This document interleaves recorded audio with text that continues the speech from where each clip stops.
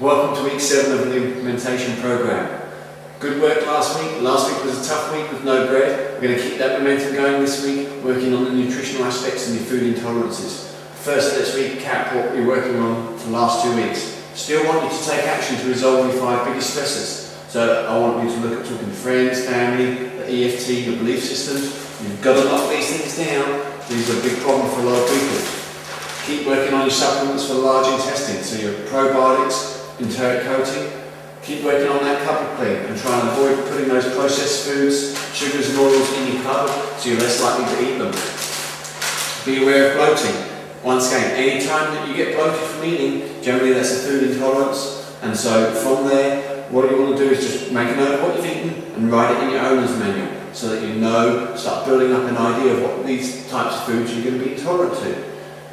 No gluten. I'm going to get you to keep going with no gluten, okay? I'm going to get you to keep going with basically no bread. We're going to try and go for 3 weeks with no bread. Sounds tough, but what we're going to do is give your body a big break from this, and then when you do reintroduce it, you're going to probably get a response, and you're going to get a natural or a pure response from your body as to whether it likes this food or not. And it's going to be real interesting for you to see what happens when you start introducing bread back into your body. I want you to keep making time for the bathroom, and I want you to keep up the supplements for the small intestine, particularly those broths. They're absolutely fantastic, superfood. Keep working on the breathing, chewing, relax while you're eating, the water. Take another action towards your ideal life. Very, very important again. You've got to just keep taking action towards your ideal life. So you start creating momentum in that every aspect of your life is moving towards where you want to be. Otherwise you'll find if you still have other aspects in your life that are taking you away from your ideal life, you'll find that aspect will suck and drain your energy for the rest of those other things that you've got in your life that you actually enjoy. And you find it just sort of sets you up and it pulls you down. And so you've got to try and get them out of your life and take action towards your ideal life. Now, this week, I want you to start being aware of your posture. And the first thing is your head positioning. And so with your head positioning, I'm going to get you to try and pull a piece of hair on the back of your head. Pretend like it's going up to the sky. There you go, that's how you should be, that's how you should be standing, that's your natural posture. Leave doing that, I work hard on my posture, and even that felt different. And oh yeah, and that feels better now. Okay, so you've got to work on that head position. The head position is really important because if the weight goes out at the top of the building, then you get changes lower down in your body, in your pelvis and your hamstrings to compensate for that, and that can set up low back problems. And so the head position is very important. Now to help you as a reminder for this good, more improved posture, I get you to either move a ring on your finger or change the wrist of your watch so it's uncomfortable. So it reminds you to, every time you think, oh that's uncomfortable, that's different, it reminds you to think about your posture. Another thing you can do is maybe put a band-aid or a plaster on your finger, and so you keep rubbing it and you can feel it, and it's like every time you feel that, think posture, and you go, oh yeah, posture. Okay, so I want you to go ahead and have a reminder. And I also want you to go see a chiropractor if you've got either neck issues or back issues. Because of that joint or shared nerve innervation from the spinal segments, they do need to be cleared to get some of these organs working correctly. And so a chiropractor chiropractor is really the best way to go for that. Metabolic type. By now your metabolic type, you should be happy with your metabolic type.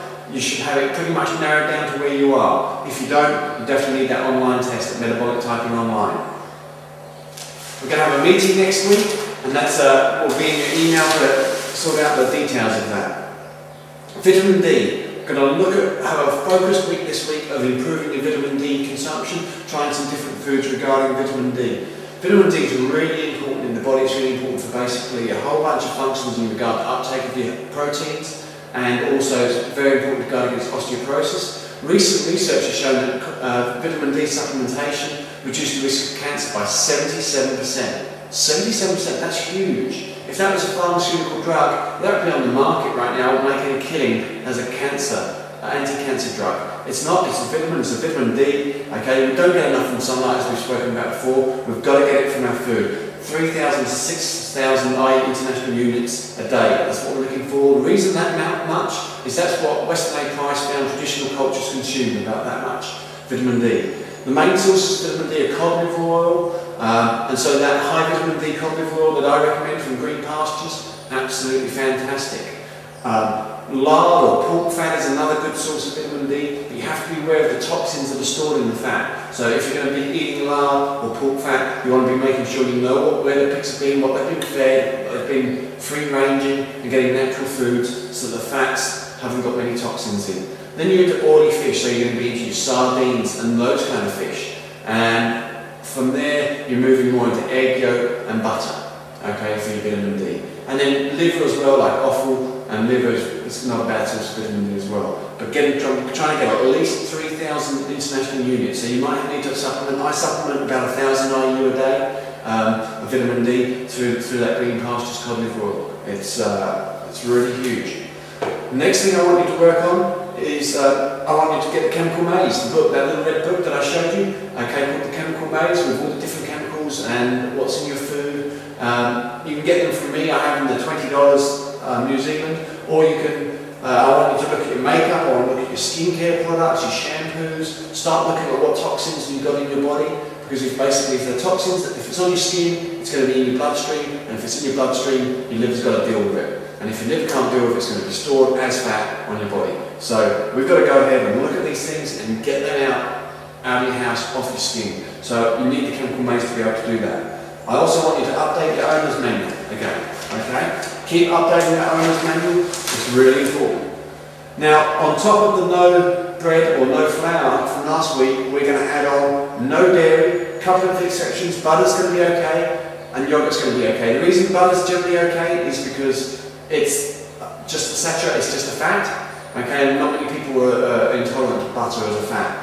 Yogurt's generally not too bad either, just because the lactose in the yogurt's been eaten by the bacteria in the yogurt, and it's the lactose for a lot of people, and the whey protein for a lot of people that cause problems with dairy and intolerances. Once again, you've got to cut this food out, give your body a rest, so that when you add it back in, you can be aware. Oh, it makes my nose blocked up. Gee, I never realised that was dairy. Okay, we've got to look at these things, cut them out, and then add them back in and see what's happening. So we're going to do this again for this week. Let's just focus on no dairy. So your butter and yogurt's okay. And I also like yogurt because it's providing that good bacteria for the large intestine, which is important as well for health. Okay, so we're going to keep that in there. So it's another big week, tough one nutritionally. Keep working on all of that. Have fun, and we'll catch you in a week. Good luck.